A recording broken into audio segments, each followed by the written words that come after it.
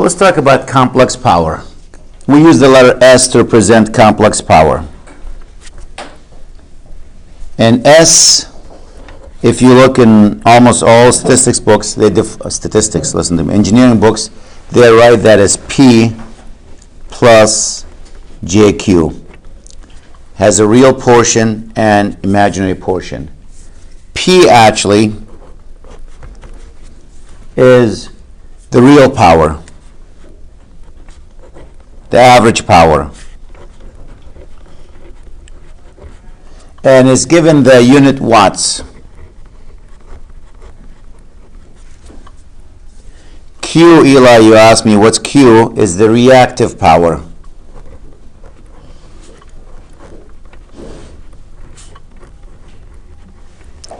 And to make sure we know each one is given the units var.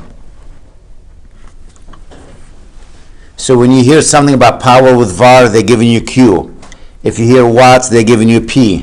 What about S? S is the complex power. What's the units for S? VA, volts ampere. So that's volts ampere.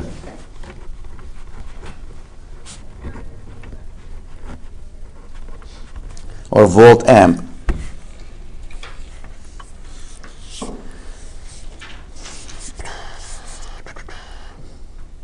Now let's talk about complex power. We know what the real power is. So complex power, if I'm using maximum value, P is the average power, the real power, the average power. That's I sub max, V max over 2, cosine theta V minus theta I. I'm going to try to derive the equation for complex power. The book just puts it in and people go, what does that mean? So I'll derive it.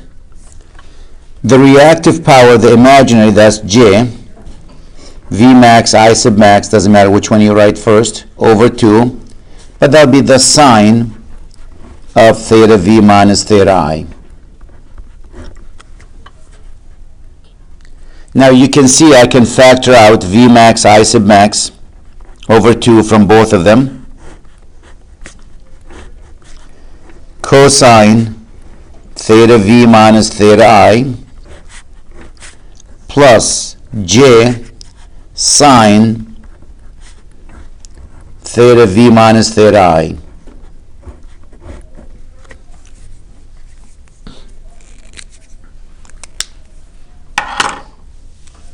Luke, I shipped yours. Letter recommendation to Winnick. They got it, yep. Now let me take you back to something in math called Euler identity. Some people call Euler. It's Euler identity. It says, which says what? E to the jx can be written as what? Cosine of x plus j sine of x. So when you look at this one here,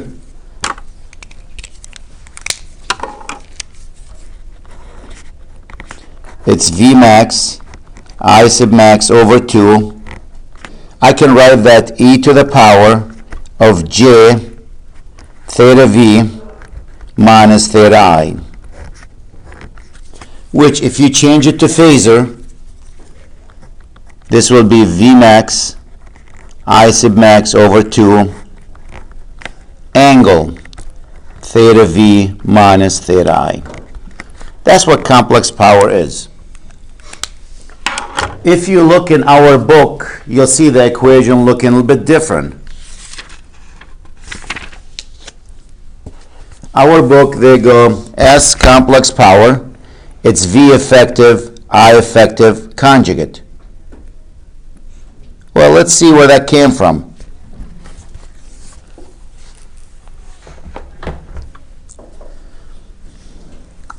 Now, if you have a sinusoidal function, then we know V effective equals what? V max over the square root of 2, we derive that. And we know I effective equals what? I max over the square root of 2. So if you solve for V max and I sub max, you plug them in here into that equation, well, you're going to find out that the complex power S is equal to V effective, or RMS value, I effective, theta V minus theta I.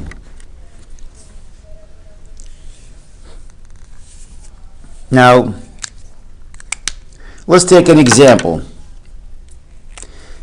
If you have, I'll do this.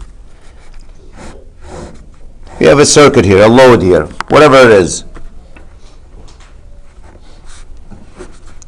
And we have a voltage here, plus to minus, V. And we have a current going through it, I. And you can use any values for V. V could be any number. Let's say 5 angle 30. Then if you do the math, I is going to be some numbers there, but it might be angle 30, it might not be angle 30. Why? Because it depends on the load. So, you know what? Let me just use any number for this, theta. Where's my whiteout? I don't want to use a number.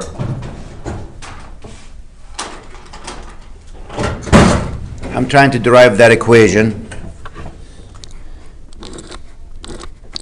So if you want it, you can say it's V effective, if using RMS value, angle theta. Then there's a current going through that, and that would be I effective, angle theta I. When you multiply these two, when you multiply them, what are you going to have? What is V times I?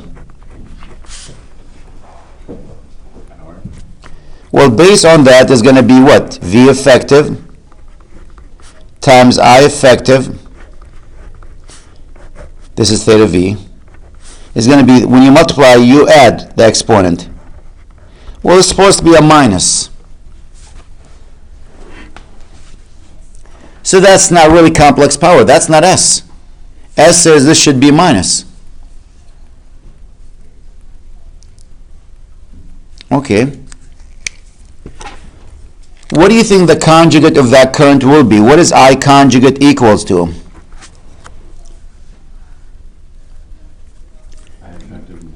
I effective angle negative theta I. And when you multiply V times I conjugate, what are you going to have? It's going to be V effective, I effective, angle what? Theta V minus theta I. Compare that to this one. Are they the same? Are these two identical? Yeah. So that's where the definition came. Complex power S is equal V times I conjugate. And if you look in our book, and that's where you see V effective, the RMS value, times I effective in RMS. I don't like the way I wrote this, V effective, R effective here. But you end up with the same equation. Our book just puts that equation there and no explanation where it came from. But that's where it came from. That's why you got to do the conjugate, because you want that current to be a negative. When you're multiplying these two, you're adding the current. So you have to multiply it by the conjugate to get the negative value. So that's the first equation we see in our book. That is the first one.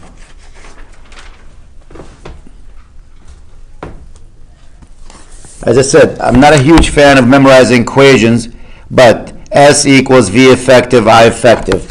When I say effective, really, it shouldn't be that one.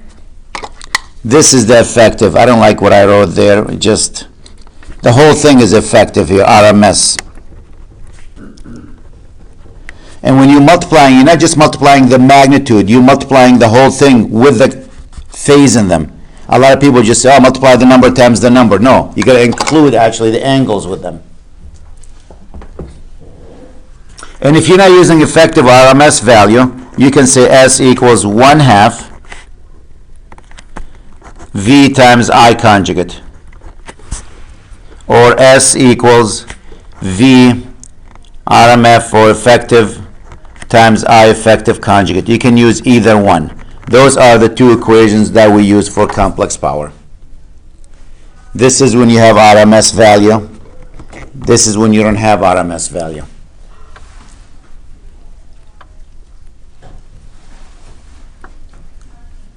So let me take just a quick example on this, on these two.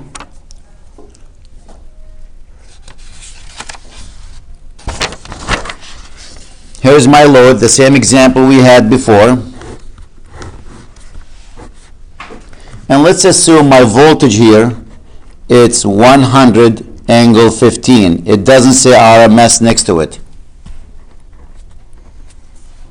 And let's assume the current going through that, I, equals 4 angle negative 105. So what's the complex power? Since this is not RMS, it's going to be 1/2 V times I conjugate. So it's 1/2, what's V? 100 angle 15 times I conjugate, which is what? 4 angle what?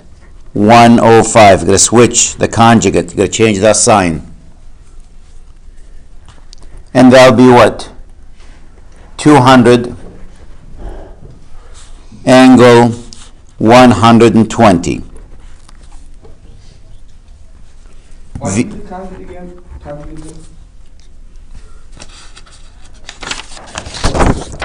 Because you want that angle to be minus. When you multiply these two, the angle between them is actually a plus. So when you take the conjugate of I, it becomes a negative theta. So when you multiply V times I conjugate, you multiply the two numbers and you add the two angles. This is theta V minus theta I. So that's why it's the conjugate.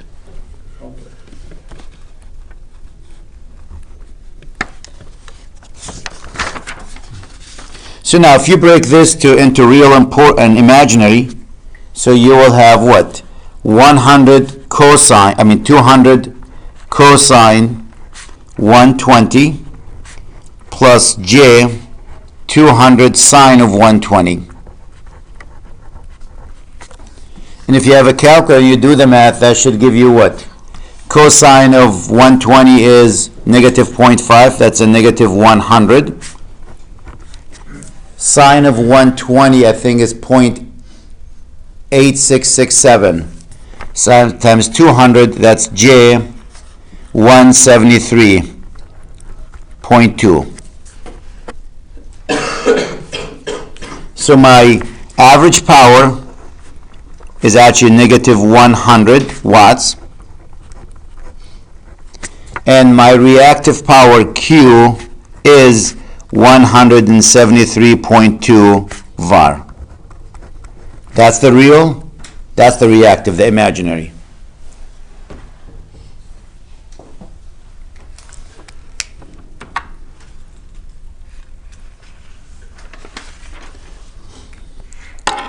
And while I'm at this, let me add a couple more. Sometimes you see a couple of equations in our book. Let me see if I see them here. Our book has only one page on that. It just summarizes them right here.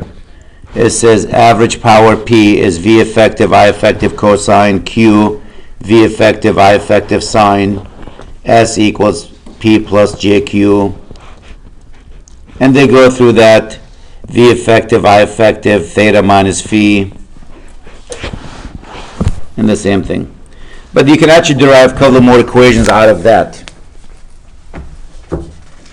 So let me give you an alternative forms for complex power.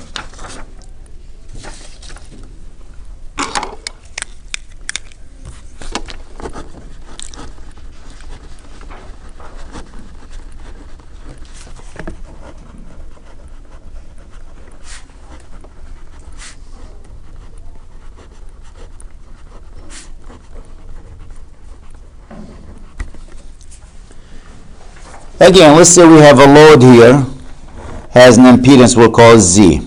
I have no idea what that value is. And we know the V effective here. We know the voltage in RMS.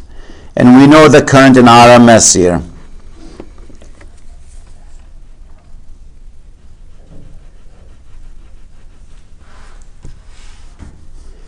We said complex, I'm trying to find another form for complex power. Instead of just S of V times I conjugate, maybe I can derive something else. So complex power is V effective times I effective conjugate. That's the definition. Well, if you apply Ohm's law right here,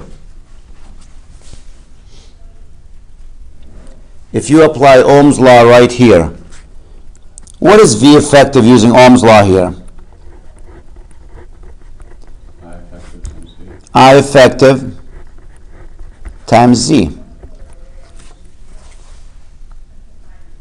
So if I come back and do that substitution here, complex power is going to be what?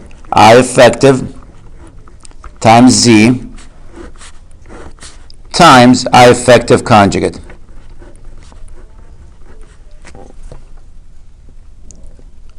You can take these two, multiply them, that's square, as long as you use what? The absolute value of that. So it's I effective because the absolute value is the same for them, squared times Z. So that's another way to get complex power.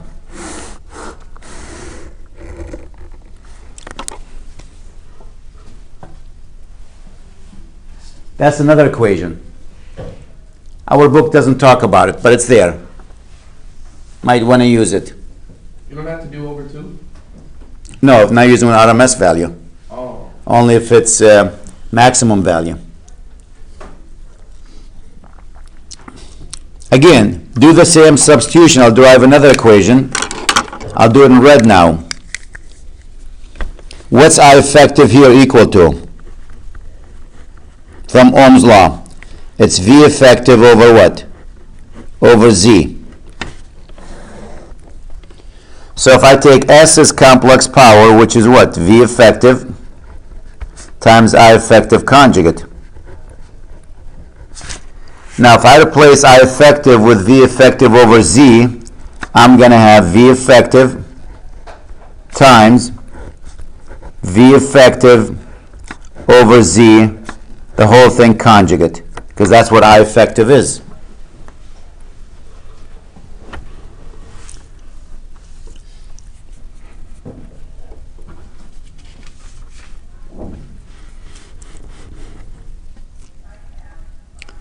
Do the math here. This will be V effective times V effective conjugate over Z conjugate, which ends up being V effective, the absolute value of that squared, over Z conjugate.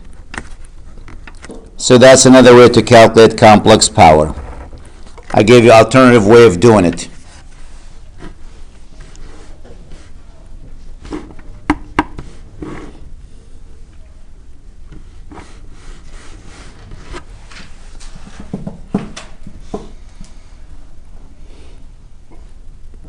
Let me take that equation and play more with it. So now we have 3 equations for complex power. If you look at these two, let's look at that one first.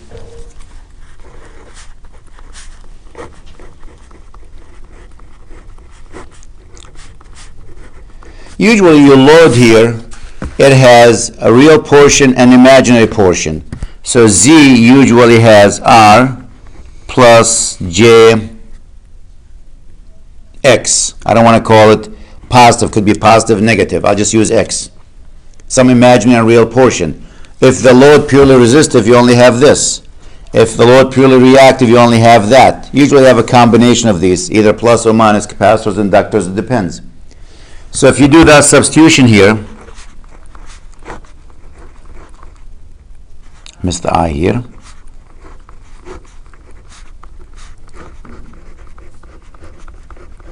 And if you break it down, what are you going to have?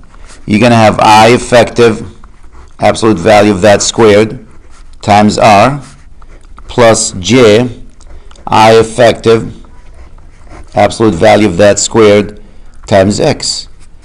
This is P plus J Q. So we know what the real portion is of the power, the average power.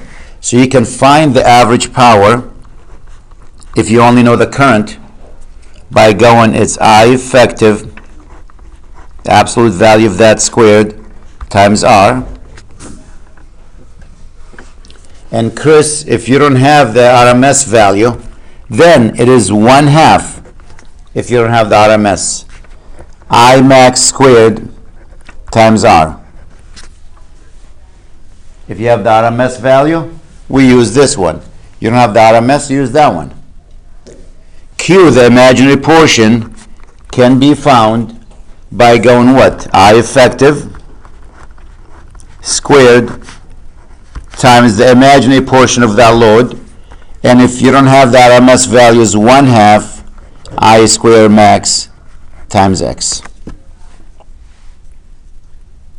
So that's another way to calculate the real or the average power and the reactive power.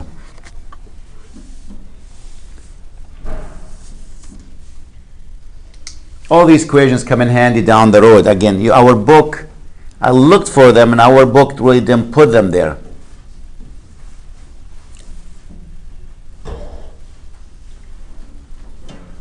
Just like if you take this equation and do the same thing with it. If you take this equation, do the same thing with it, I'll do that actually, right here. You can derive two more equations. S equals, we said what? V effective squared over Z conjugate. And again, Z is going to have real and imaginary portion, probably, because Z usually equals some real portion resistor plus some imaginary. Could be positive or negative. It depends what you have in the circuit. Now, if Z is pure resistive, there is no imaginary portion,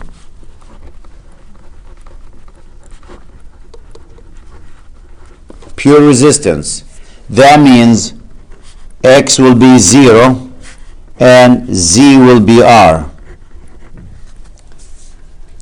Then you're not going to have any reactive power. You're only going to have real power, and the real power will be V effective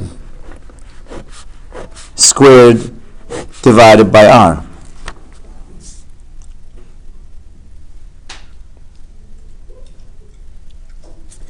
If the load Z is pure reactive, no real portion, only imaginary, again, that means R is 0.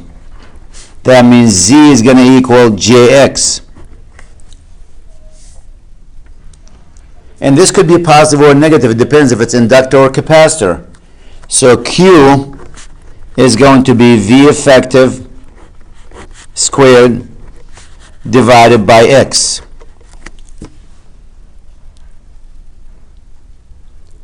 Now, X is positive.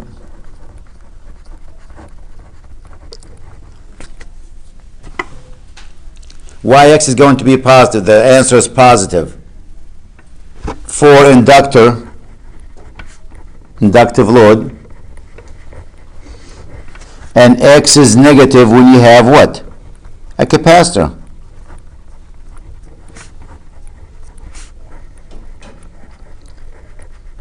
Remember the value of the imaginary value? If for an inductor we said that's what? J omega L. For a capacitor we said what? That's 1 over J omega C, which is negative J over omega C. So you have a negative imaginary value here, and this one you have a positive one.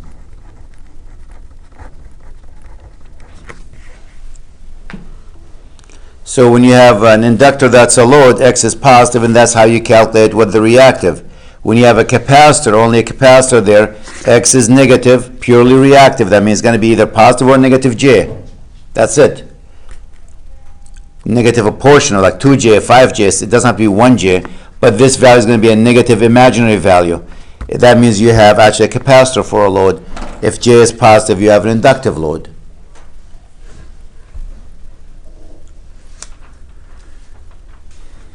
Let me take some examples here. And again, I'm looking at our book. Our book is light on that. And I'll try to bring all these multiple examples for you to try today. So now we have a lot of equations to use for complex power, if you want to use them.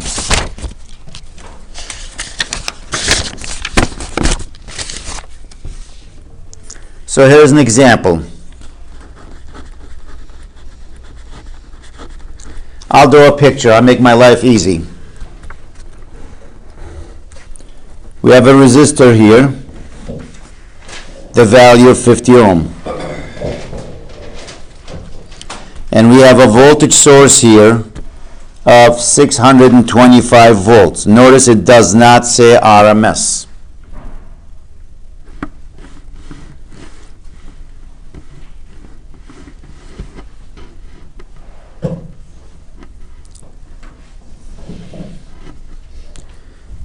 So we have a sinusoidal function, has a maximum value 625. So basically what I have here, if you want to write this, 620 angle 0, there's no phase shift.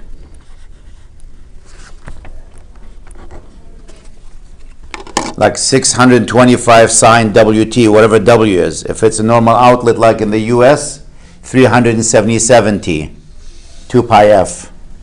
In Europe, 314 T. Why? Because the frequency there is what? 50 hertz. 2 pi F. 2 times 50 is 100 times 3.14, that's 314.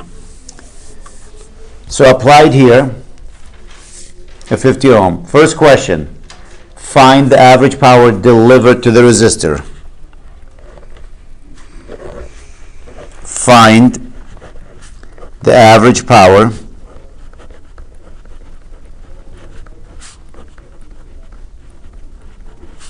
delivered to the resistor. So I'm looking for P. Remember, P is the average power. And I just derived some equations here. I said if I know the voltage, I can find the average power by using that equation. I just derived that one. My load is purely resistive. See that? 50 ohms. I can use that to find the average power. I can find the current, we'll do the math, and do V max, I sub max, cosine theta V minus theta I. I can do that. Or I can use this one, but this one wants the, what, RMS value. So I got to find the RMS value. If this is a sinusoidal function, which it is, then VRMS will be what?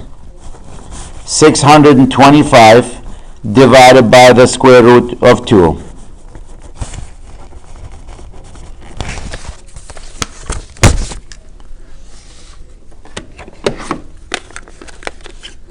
The angle's going to stay 0 though, right? Yep, because you're dividing by square root of 2.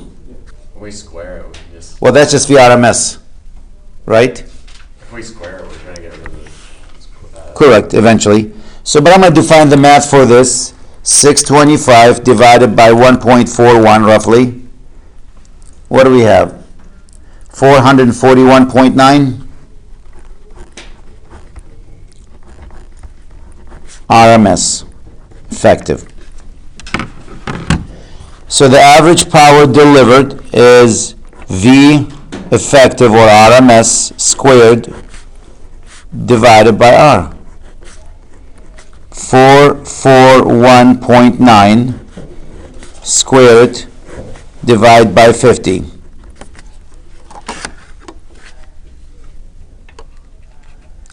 Double check the math. 3906, is it? Bless you. And the units for that is watts.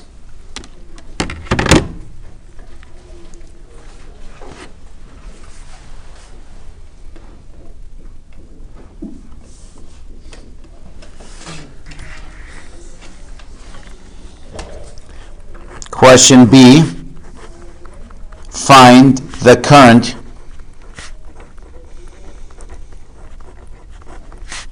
in the resistor. I mean, that's Ohm's law, right?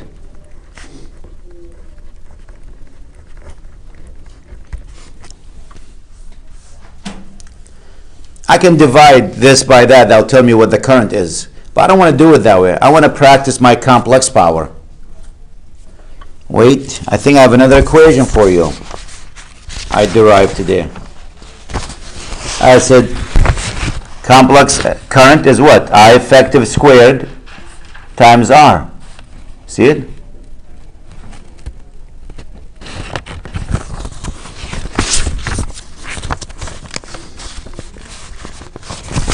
So P equals I effective squared times R.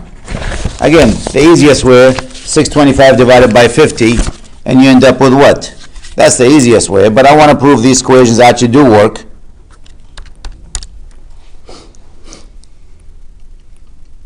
And that'll be a maximum value here, not an RMS. If you want an RMS, what do? You divide it by the square root of 2. Where's the square root of 2? Where's the square root on this calculator? Oh yeah, I see it, multiplication. Should be 8.83 or 84. So I know what the power is, 3906. I want to see if these equations really work or not. Equals I effective squared times 50.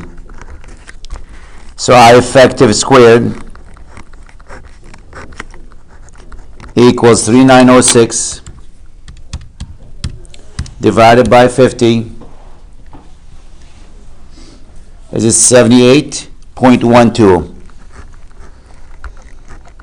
And to get I effective, I should take the square root of that. It should give me about 8.84. We just did that.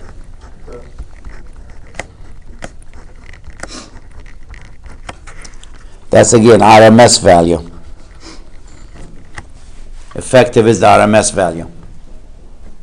Again, I could have just took this voltage, if you want RMS, 441.9 divided by 50. If you take 441.9, that's the voltage in RMS, divided by 50, I should get that number. That's much easier. But I'm trying to prove actually these equations we just derived, they do actually work. So when we get to a bigger problem, the stuff does work. Let's make the problem a little bit more complicated. Bigger problem. Again, I'm going to play with complex power because I whine and complain. That's my style there. I say I'm not a fan of it because you got all these equations. You got to derive them or memorize them, you know. And I have a horrible memory memorizing things. So I should just write them on a card for me and have them in front of me all the time. Or I got to derive them. Let's say we have a load here. That's my load. And in this load, we have whatever that load here has a 39 ohm resistor and an inductor in it of J26.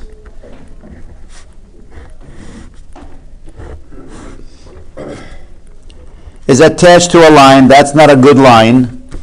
The line has an impedance of J4 here and a 1 ohm resistor.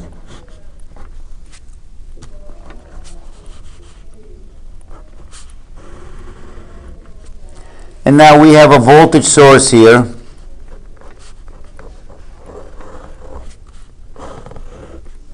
And that's 250 angle 0 volts, and this is an RMS, we'll say.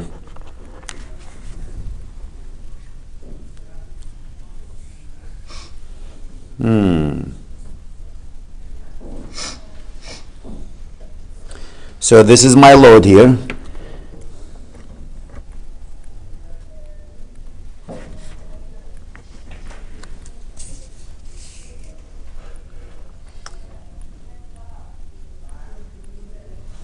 Let's find a couple of things. Let me find the load current. That's the current going in. I sub L going to the load. And let's find the voltage across the load. That's question number 1. Is that 26, J? J26, yes. I made the numbers nicely because what's 39 and 1? 40. What's 4 and 26? 30. It wasn't by accident. Chris, I just made them just to add up to a good numbers. So the first question, calculate the load current, that's I sub L, and voltage. The load current and voltage, and that's VL. I don't know why I put a...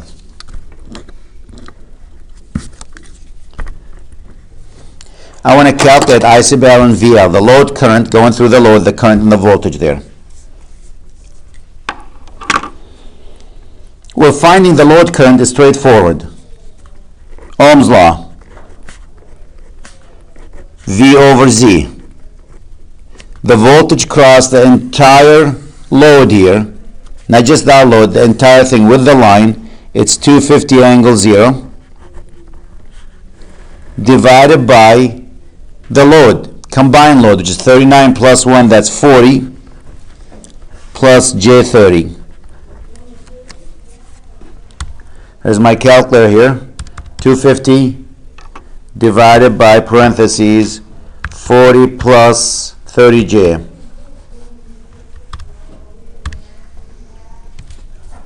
And I get 5,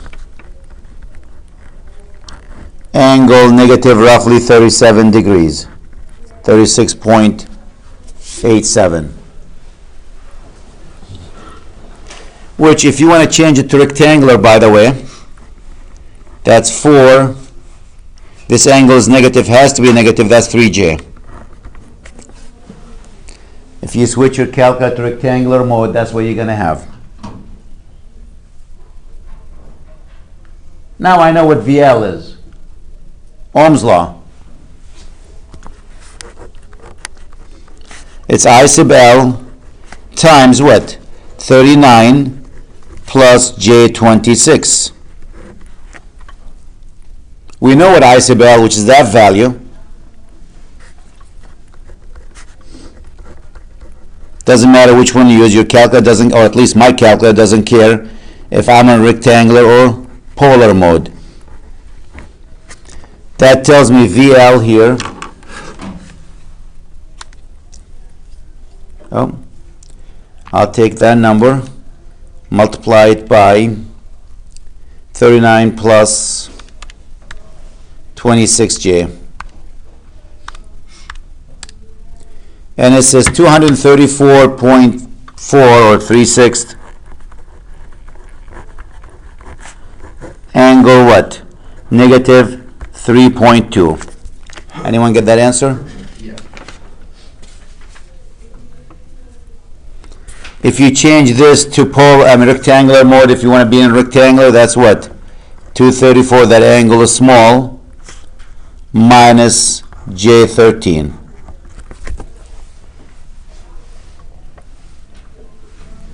So that's the first question. Calculate the current and the voltage across. I have another question. I have 4 questions to this one. Second question, calculate the average power and reactive power delivered to the load. The average / reactive power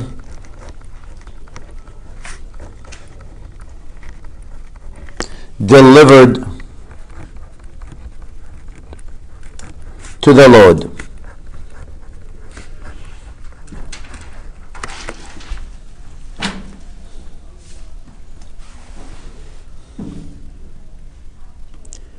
I can use complex power. One of the equations for complex power is S equals V effective times I effective what? Conjugate. And if I leave them in rectangular mode, it works better for me. I know what V effective, I just calculated that. That's for the load. So I'll use L for load. So SL, the load, is going to be what? The voltage across the load, which is 234 minus J13 times I conjugate of the load. Well, I conjugate of the load, or I load, is 4 minus 3J. What's the conjugate? 4 plus 3J. And if you multiply these and you leave them in rectangular mode, actually my calculator gave me an answer. Let's see, it's going to be in rectangular polar mode till I switch the mode on mine to rectangular.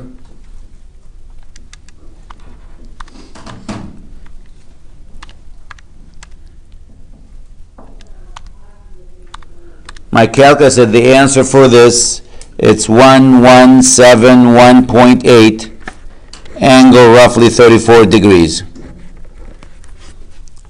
Let me know if you get that number. Which, if you break it down, that's 975 plus J 650. That's the complex power. So the question, calculate the average power. That's P. P is 975 watts. And the reactive power of the load, that's Q, which is 650 var.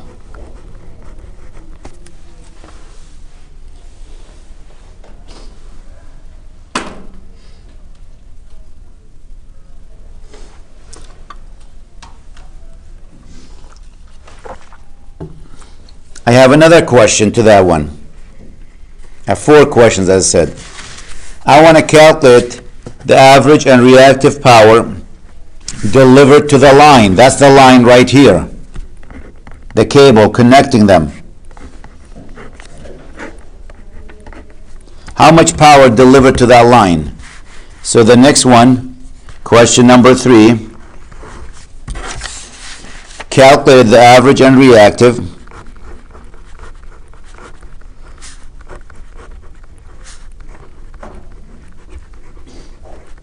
/ reactive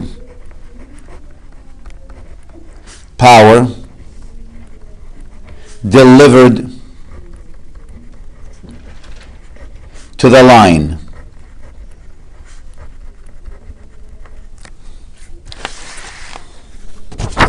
Well, I know what the current through the line. It's the same current through I sub L.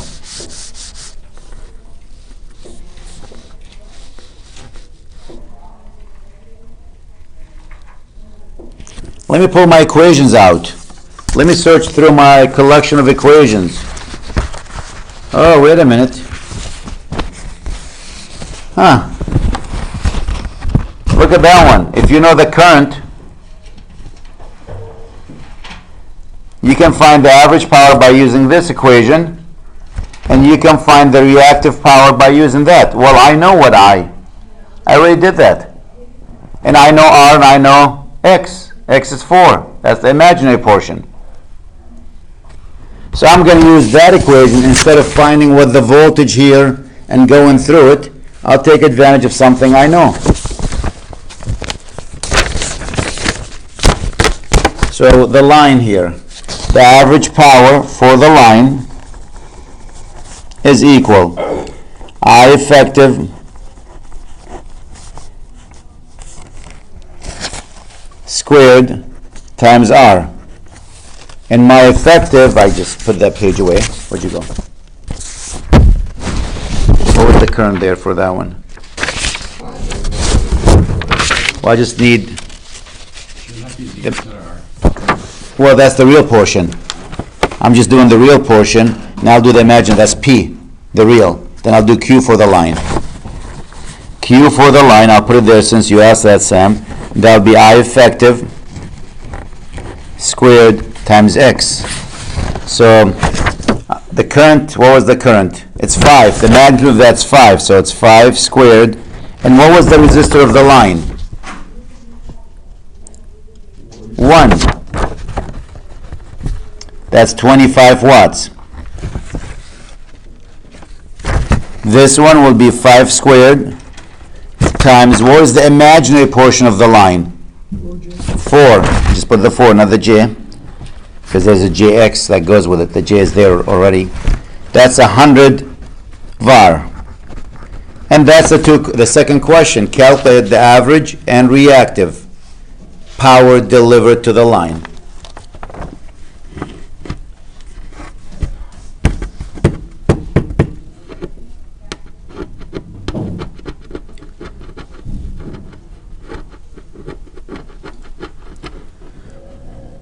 Let's do one more question.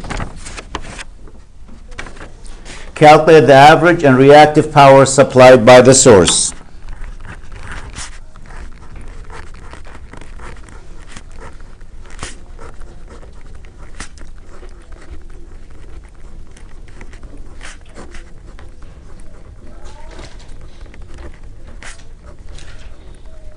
Power supplied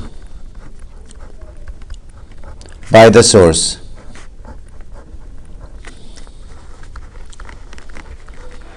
And that's easy. Why? Because I can use complex power. V effective, I effective conjugate. I have both of these. And notice, by the way, my current is entering which end? The negative? That's going to supply. I should have a minus sign in the front. Minus means supplied. So it is minus, what is V effective? 250 angle 0.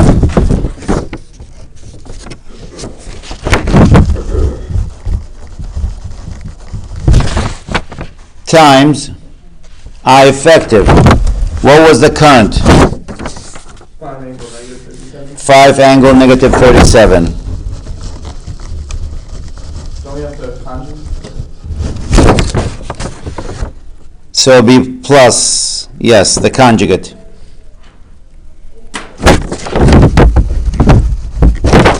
Five plus 37. If you, why what? Negative V? Because it's entering that, supplying. Okay. The minus, current entering the minus end, that's going to supply. The minus sign tells you it's supplying power. That's all that means.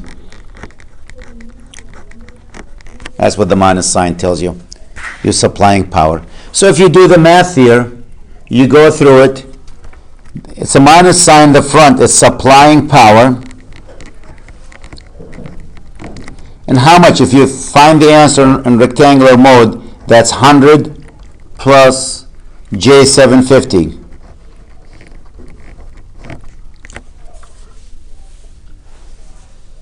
100 or 1,000? 1,000. 1,000 plus J750, not 100. Now think about this. Let's go back to that problem. How much power was delivered to the load? Where's the question? 925 volts. I'm looking for my numbers here. Yep. Am I missing a page? Oh, here's the load. S load. We had 975. And how much real power was sent to the line? 250. When you take 975, add 250 to it, what is it going to equal to? 1,000. Both of them absorb what? 1,000 watts. And what did the source give you? 1,000 watts. Let's look at the imaginary portion. How much reactive power was supplied to the load? 650. And how much to the line? 100. What's 650 plus 100? 750. Conservation of energy. Has to be. That doesn't change. All the power that's being supplied is being taken somewhere else.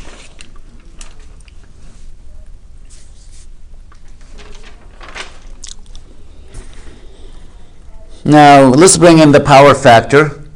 So we can start thinking about power factor correction. I don't know if we get a chance to look at it. It's a quick topic, but I have a couple of examples more I want to practice.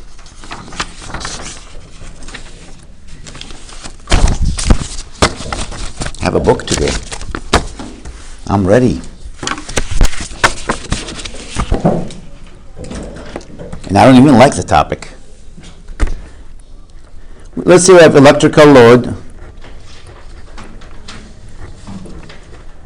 When I say electrical load, that could be what? A fridge. That could be a dishwasher. That could be a microwave. That could be, if you blow dry your hair in the morning, a toaster. Any of these, coffee maker. All these electrical load. All I know, this is an example, a different example. This load here, this is what we know about it. It consumes 8 kilowatts of power. And it has a power factor of 0.8, and we know it's lagging. Lagging power factor. Is that an inductor or a capacitor? Inductor. Inductive load, yep. Capacitor, Eli, the Iceman. Ice, current leads. Leading power factor on a capacitor, lagging power factor on an inductor. That means your angle theta, if you were to graph it, if it's a lagging power factor, positive angle. Leading power factor, negative angle. Now we have to look at a couple of things. We also know that this electrical load was plugged in, so this could be a stove because we are going to use 240 volts here. We'll say RMS.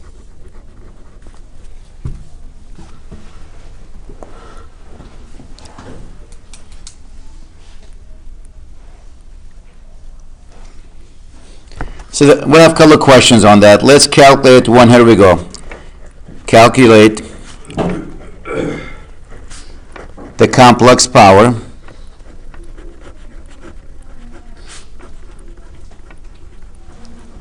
delivered to the load.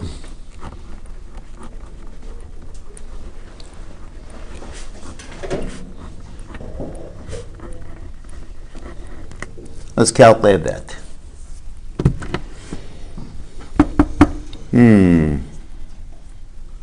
Complex power. Let's look at that load, that 8 kilowatts. It keeps staring me in the eye. What does that tells me?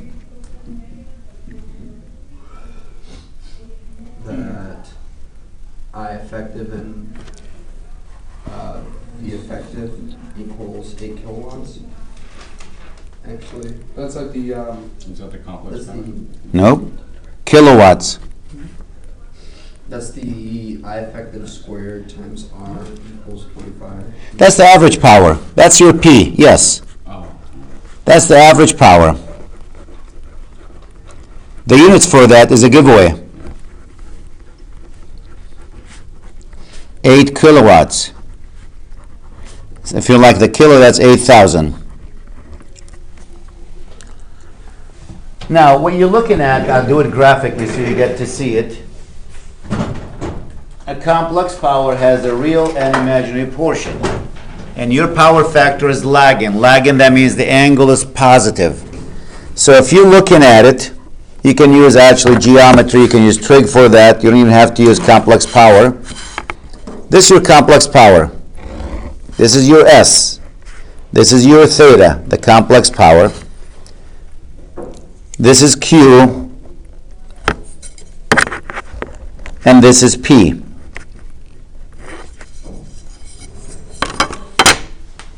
The imaginary. Remember, when you graph in complex mode, this is the real axis. That's the imaginary axis.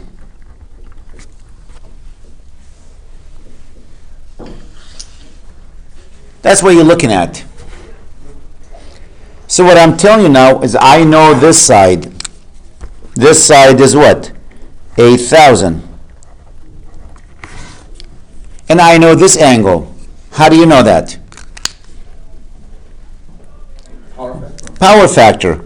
The power factor is cosine theta, the angle. I know 0.8 equals cosine theta. Can we figure what theta is? The inverse cosine of 0.8. Third cosine, oh, I clicked the wrong button. Second cosine, nope, it was third cosine. Keep pushing the wrong angle. Third cosine of 0.8. What did you say, 37 degrees? Positive 37 degrees, because it is what? Lagging. If it's leading, will be in the fourth quadrant. Theta will be negative. So that's 37. Can you find now what Q is? Just geometry. Isn't that Pythagorean theorem? Oh, not Pythagorean, tangent theta, I mean? Yeah, it's Pythagorean. Yeah. Yep. Tangent theta is the opposite over 8,000. Tangent 37 equals Q over 8,000. And now you have Q.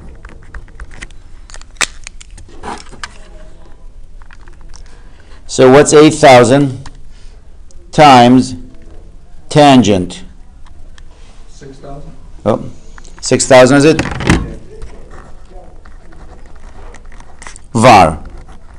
So what's your complex power there? It says calculate the complex power delivered to the load. Your complex power S is P plus JQ. The real portion is 8K plus J 6K. And the units for complex power VA.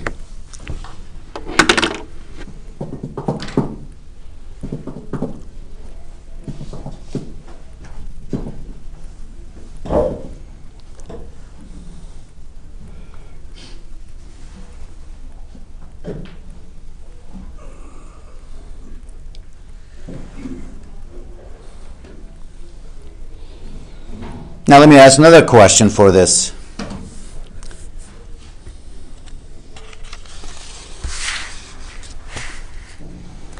Calculate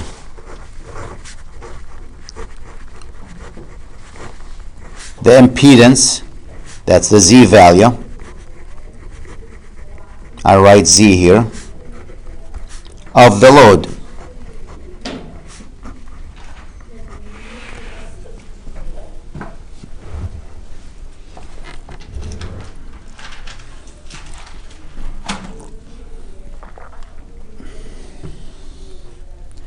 If I know the current here, I'll be in good shape. I mean, I can do it, or I can... No V effective, don't we? We know V effective, yep.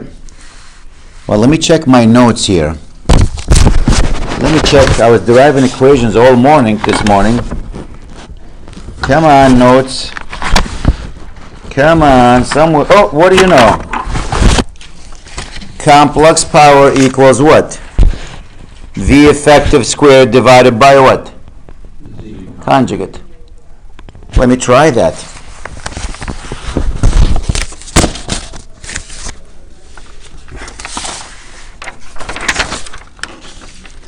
Complex power equals V effective Z conjugate. My complex power, by the way, if you find that value there, if you change it to polar, whatever that number is, I don't know what that number, anyone? So where we have complex power, was it 8K plus J 6K? I should change it to polar, might be easier. What's the voltage across? And I'm looking for the magnitude of that. What's the magnitude? 240 squared.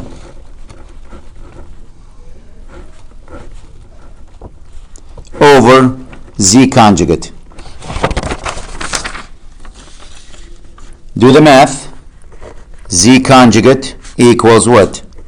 240 squared over 8K plus J 6K. 4.6 minus 3.5. 4.6 minus J 3.4. Yeah. You say what? 4.5 or 5? 4.5. 4.5. Okay.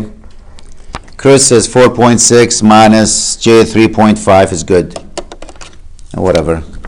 1, 2 decimal places. I'm not going to lose sleep over it. This is the conjugate. So what's Z here? 4.6 plus J what? 3.5. Notice it is an inductive load. You get a positive J. You get an inductor. That's why your power factor. Oh yeah, never mind. That's why your power factor is lagging.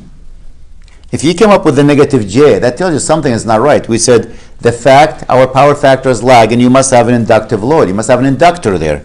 That means J has to be positive. And it shows there that J is positive. So if that had been a negative, then we. Then something is wrong. We made a mistake. Something Yep. wrong? Yep. Okay. I get a different value. I got that. Uh-oh. So you're wrong there. Then go through it, calculate. You gotta take the conjugate after. After, yep. So this is what Z conjugate is. And then to get Z, you just change that sign from negative to positive. Yeah, but I get 5.76 angle. Oh, good. That's in polar. That's right, okay. Then you gotta change it to rectangular, right? So just put your calculator in rectangular mode and hit enter again, or probably second enter or diamond enter or something.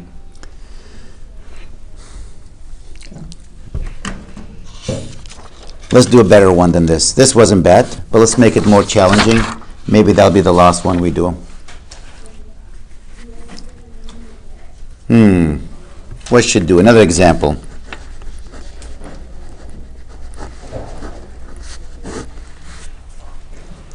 Let's say we have a voltage source here. We have no idea what the value is, Vs. And this voltage source attached to a line. The line is actually a good line, but it has a small resistor of 0.05 ohm, 0.05. Doesn't seem a lot. It has small inductor to the load, and that's J 0.5. 0.5, so you get to see 0. Let me write 0.5.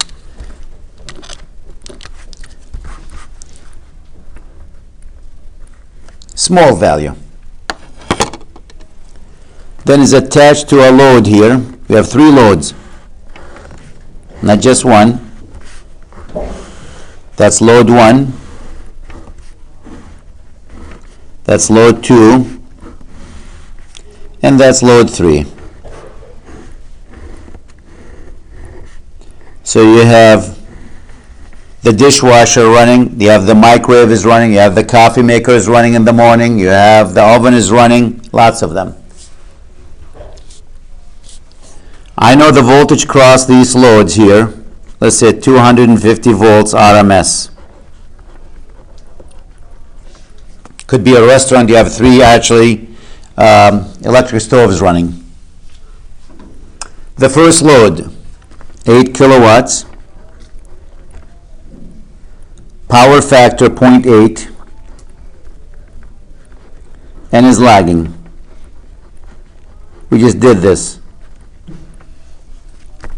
So let me find this current, I1, going through load 1. Load 2, I'm going to find I sub 2 going through it. What I know about load 2 has 20 K, the units VA.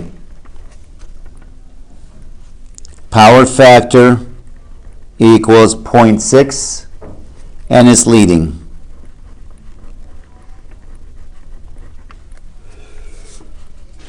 And load 3, it's a resistor and an inductor. And the resistor has a value of 2.5 and the inductor J 0.5. And you want to get 250 volts across these 3.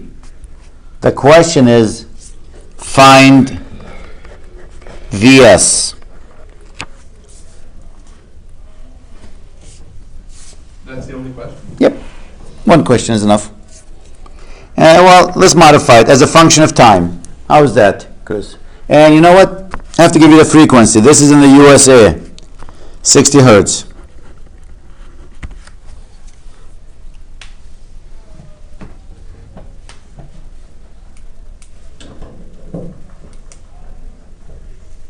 That means I need to know the current through each one.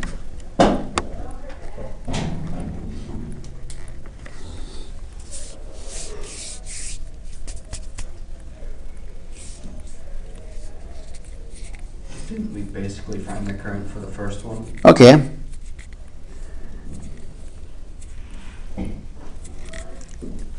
Well, I can actually, from the average power here, I could find, remember what the average power, definition of average power, because you know you're given the average power here, 8 kilowatts. It's VRMS, IRMS, cosine theta V minus theta I, or VRMS, IRMS, power factor. Right? So average power equals VRMS, IRMS, times the power factor. Aren't we missing the, the imaginary portion of the power? Well, that's the real average power. Oh, the real, The okay. 8 kilowatts happens to be your average power here. Right? So that's 8,000. I know Vmax 250. I don't know what Imax or RMS, not max, RMS. And I know the power factor is 0.8. So that gives me IRMS is what?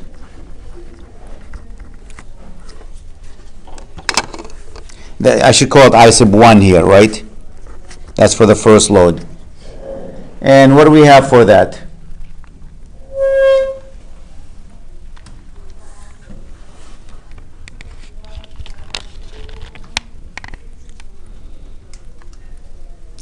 Anyone get a number there? 8,000. 8,000 divided by 250 divided by 0.8. I get 40. I got 40 also. I need to know the angle too. So what is I sub 1? It's 40 angle what? We know it's a positive angle. It's lagging power factor. And how big the angle? That's the inverse cosine of 0.8.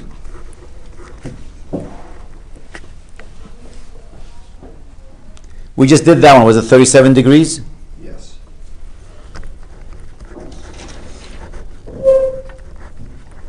And if you want to change it to rectangular, I think that's equal to 32 plus J24 amps.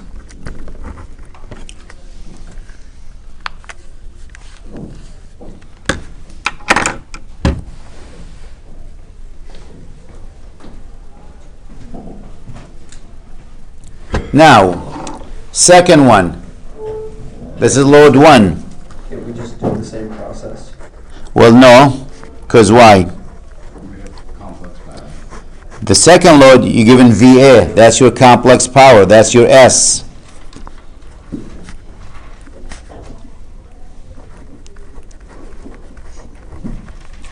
And notice the power factor here is what? It's leading. That means the imaginary portion has to be what? The angle has to be negative. So if you want to graph that graphically,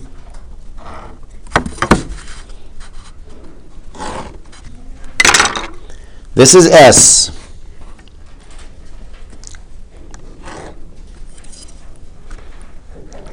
$20K, 20,000. And this is theta, which is the inverse cosine of 0.6.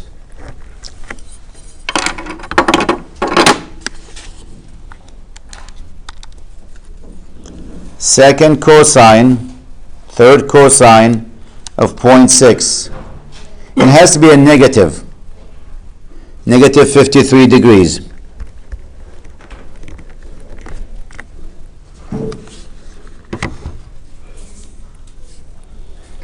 So you can actually find the real and the imaginary. The real portion is going to be what? 2,000 cosine negative 53. The imaginary is going to be what? J. Which mean 20,000? 20,000. What did I say? 2,000? 20,000 sine negative 53 degrees.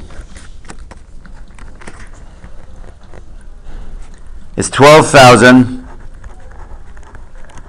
minus J 16,000.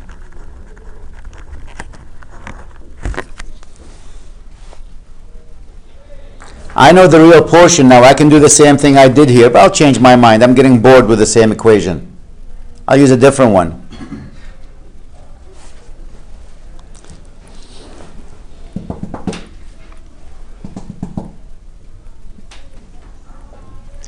We know complex power is equal to what?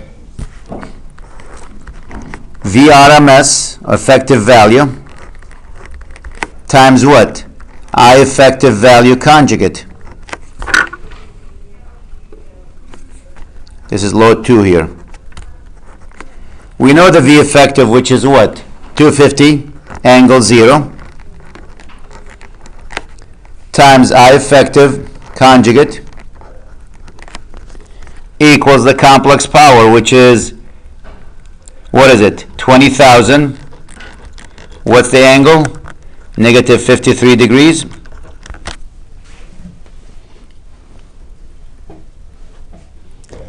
Can I find I sub 2? This is the second one. Current 2.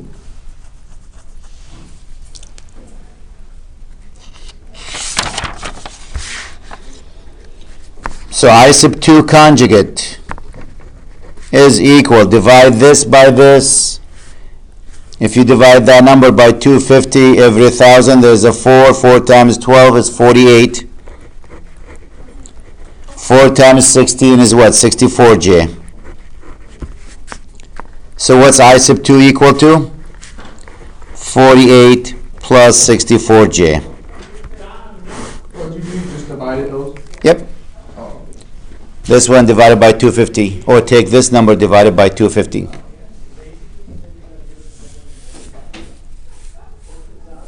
So I have I sub 1, I have I sub 2. This is I sub 1.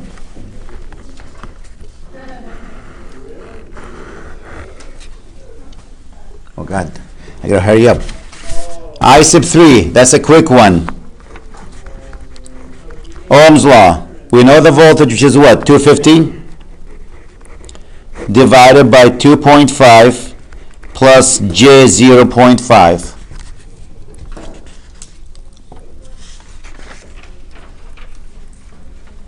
You know what? I think that's a 5, not a 0.5. That's a J5 here.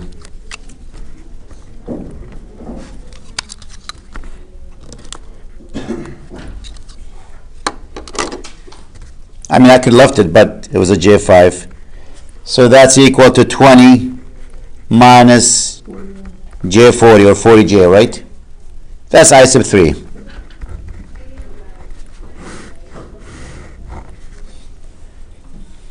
I have I sub 1, I sub 2, I sub 3. Can I find I going through that, through the source? Yep. I equals the sum of them, which is I sub 1 plus I sub 2 plus I sub 3. To speed up the process, it turned out to be negative 100 even.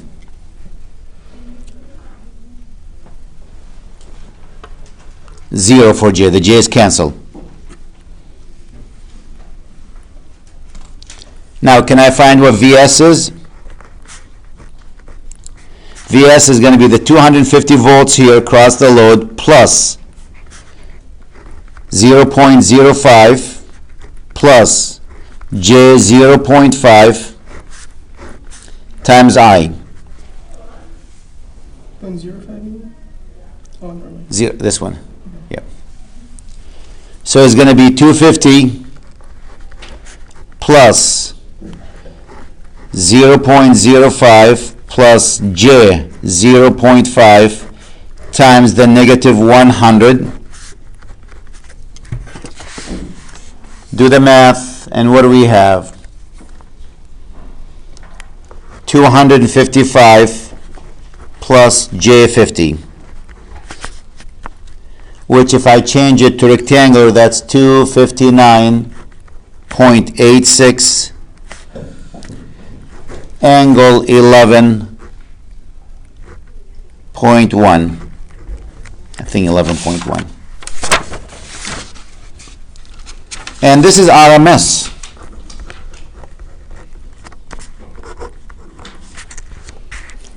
earlier when I did the promises, can you find the voltage? And I don't know if it was it Chris or Luke said, that's it? So I said, okay, we'll make it then fine as a function of time. I had a little piece to it. I don't want it, and I want to change it to time. Well, my frequency is 60. Then it should be V as a function of time. And if you don't want an RMS value, you take the square root of 2 and you multiply it by 259.86. Remember, to get the RMS, you divide by the square root of 2. Now you got to multiply. Cosine 2 pi f plus 11.1 degree.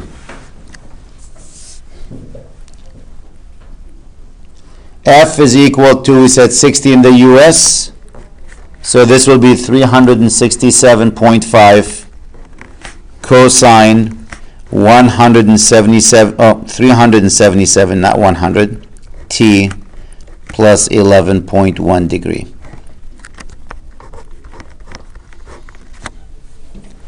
$367. And I'll stop here. I'm tired.